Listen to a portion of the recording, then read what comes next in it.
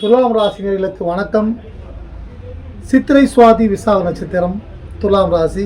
இந்த வார கிரக நிலைகள்: ராசியில் சுக்கிரன் புதன் வக்ரம், செவ்வாய் சூரியன் தனஸ்தானத்தில், 3ஆம் இடத்தில் சந்திரன், 5இல் ராகு, பூர்வ புண்ணிய ஸ்தானத்தில் ராகு, சனி பகவான் வக்ரம், 10ஆம் இடத்தில் குரு வக்ரம், 11ஆம் இடத்தில் கேது.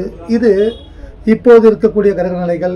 விஸ்வாவசு வருடம் ஐப்பசி மாதம் 8ஆம் நாள், சதுர்த்தி திதி, பூராடம் நட்சத்திரம், அமிர்த யோகம்.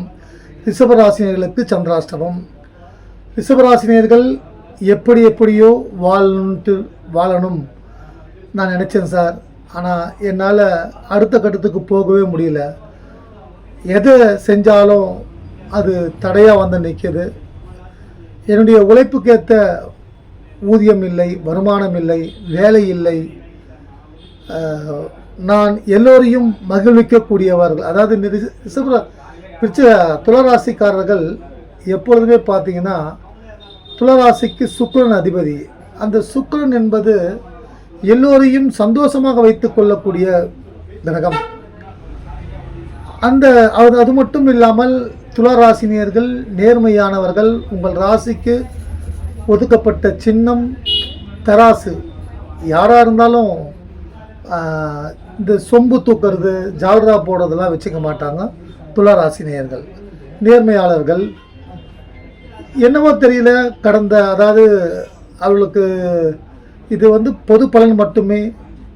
குழந்தைகள் இருப்பார்கள் துளராசியில், இளைஞர்கள் இருப்பார்கள், படிக்கின்ற மாணவ மாணவியர்கள் இருப்பாங்க, வேலை செய்கிறவங்க 40 வயசில், 50 வயசில், 60 வயசில், 70 வயசில், 80 வயசில், அதுக்கும் மேலேயும் இருப்பாங்க. 40 வயசில் ஒருத்தர் செட்டில் ஆகலைன்னா, ஒரு சொந்த வீடு, ஒரு கிரகப்பிரவேசம் அல்லது எதிர்கால தேவையான அனைத்தையும் செல்வத்தையும் பேங்க்கில் ஒரு பேங்க் பேலன்ஸ் இதெல்லாம் வச்சுக்கிறதுக்காக நான் எவ்வளவோ முயற்சி பண்ணேங்க. என் கூட இருந்தவங்க, நான் விசாக நட்சத்திரம், என் கூட இருந்தவங்க எல்லாரும் முன்னுக்கு வந்துட்டாங்க. என்னால் முன்னுக்கு வரவே முடியல. இப்படின்னு பல பேர்கள் இருக்கலாம். கவலை வேண்டாம். துளாராசினியர்களுக்கு இப்பொழுது மாணவ மாணவிகளுக்கு யோகமான நேரம்.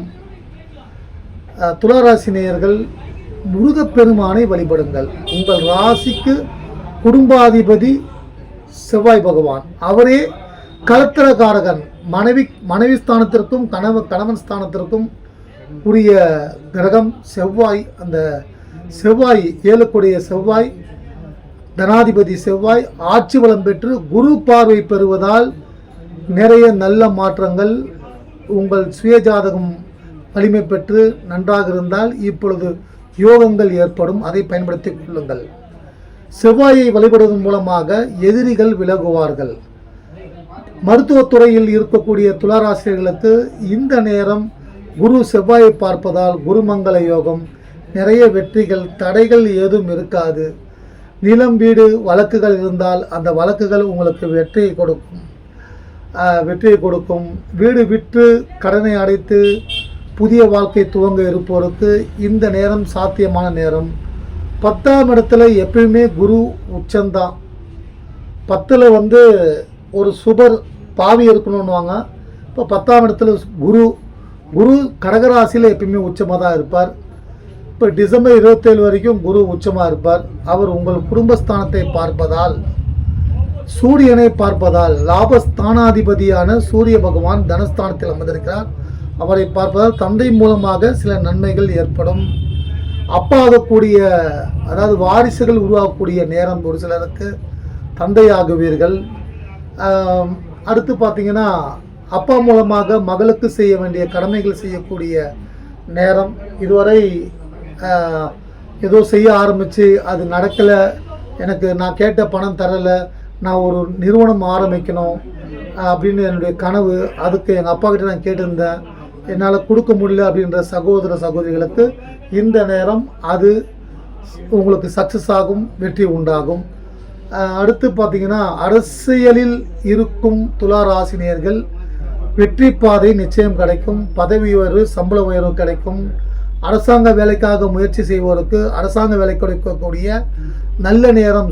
குரு சூரியனை பார்ப்பது குரு ஆதித்ய யோகம், நிச்சயம் அரசாங்க வேலை கிடைக்கும். அடுத்து பார்த்தீங்கன்னா காவல்துறை, நீதிமன்றம், அடுத்து மிலிட்ரியில் இருக்கவங்க, உணவு தொழில் செய்பவர்கள், விவசாயிகள், டிபார்ட்மெண்டல் ஸ்டோர் வச்சிருக்கவங்களுக்கு, மருத்துவத்துறையில் இருப்பவர்களுக்கெல்லாம் இந்த நேரம் குரு செவ்வாயை பார்ப்பதாலும் சூரியனை பார்ப்பதாலும் மிகப்பெரிய யோகங்கள் உங்களுக்கு கிடைக்கப் போகிறது. அடுத்து பார்த்தீங்கன்னா உங்களுக்கு சுகஸ்தானத்தில் குரு பார்வை.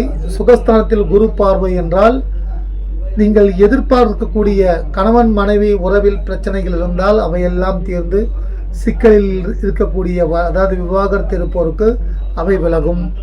அடுத்து பார்த்தீங்கன்னா வெளிநாடு செல்ல முயற்சி செய்வோருக்கு வெளிநாடு செல்ல வாய்ப்புகள் உண்டாகும். மாணவ மாணவிகளுக்கு ராசியில் புதன் பகவான் அமர்ந்து உள்ளார், பாக்கிய ஸ்தானாதிபதி அமர்ந்து உள்ளார்.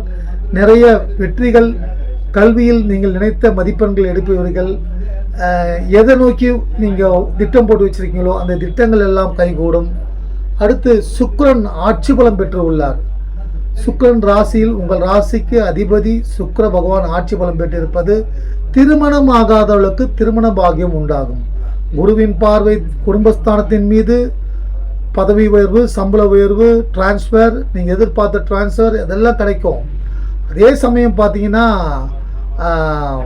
ராசியில் சுக்கிரன் அமர்ந்திருப்பதால், ராசிக்கு அதிபதி சுக்கிர பகவான் அமர்ந்திருப்பதால் கணவன் மனைவி வாழ்க்கையில் ஏற்பட்ட பிரச்சனைகள் நீங்கும்.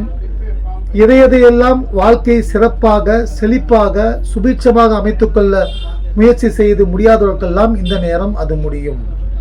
புதன் ராசியில் அமர்ந்து இருப்பது, பாக்கியஸ்தானாதிபதி ராசியில் அமர்ந்திருப்பது துலா ராசிக்கு நன்மையே.